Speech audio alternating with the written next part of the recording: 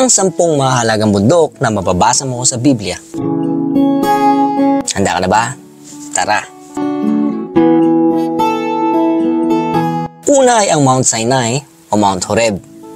Kilala ito dahil itong bundok kung saan ibinigay ng Diyos kay Moses ang 10 utos.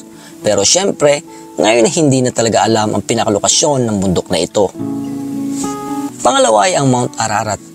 Naging kilala ang bundok na ito dahil dito tumigil o nagpahinga ang barko ni Noah pagkatapos ng malawakang pagbaha. Marami ang nagsasabi na matatagpuan ang bundok na ito sa modern-day Turkey at isa ito sa pinakamataas na bundok sa bansang iyon. Pangatlo ay ang Mount Nebo. Naging kilala ang bundok na ito dahil ito ang inakyat ni Moses at sa bundok na ito pinakita ng Diyos ang lupang pangako sa kanya bago siya mamatay. Matatagpuan ang bundok na ito sa bansang Jordan. Pang-apat ang Mount Carmel. Naging kilala ang bundok na ito dahil dito nagpaligsahan sina Propeta Elijah at ang 850 propeta ni Baal at Asherah. Dito pinakita at pinatunayan ng Diyos ni Elijah na siya lang ang nag-iisang makapangyarihang Diyos at wala ng iba. Panglima ay ang Mount Moriah. Ang bundok na ito ay makikita sa Jerusalem. Napakabanal ng bundok na ito dahil sa bundok na ito, inutusan ng Diyos si Abraham na dalhin ang kanyang anak na si Isaac para patayin at ialay sa kanya. Dito rin sa bundok na ito itinayo ang kauna-unahang templo ng Jerusalem. Pang-anim ang Mount Zion. Matatagpuan ang bundok na ito sa Jerusalem. Marami ang nagsasabi na sa bundok na ito itinayo ni David ang kapitolyo ng bayan ng Israel.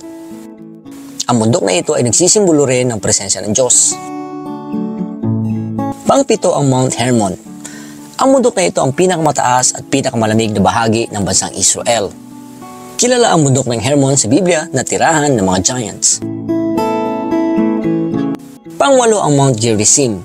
Tinatawag din ang bundok na ito sa Biblia na Mount of Blessing. Isa itong banal na bundok para sa mga taga-Samaritans dahil naniniwala sila na dito sa bundok na ito inialay ni Abraham ang kanyang anak na si Isaac. Pang-siyam ang Mount of Olives. Isa rin ang bundok na ito na matatagpuan sa Jerusalem at ang bundok na ito ay kilala dahil dito lagi nagpapahinga ang ating Panginoong Hesus at kung gusto niyang manalangin. Ito rin ang bundok kung saan huling nagpaalam si Hesus sa kanyang mga disipulo at dito rin nila siya huling nakita. At ang pang-sampu ay ang Mount Gilboa. Naging kilala ang bundok na ito dahil dito sa bundok na ito namatay ang kauna-unahang hari ng Israel na si Haring Saul kasama ang kanyang 3 anak. Kaya sa panahon ngayon ay tinuturing pa rin ito ng mga Hudyo na isang banal na lugar. Maraming salamat. Kung gusto niyo pang makarinig at makakita ng ganitong kwento, ay huwag niyo kalimutang i-like ang video ito at i-share na rin sa iba. Kaya awesome din sa lahat. Paalam.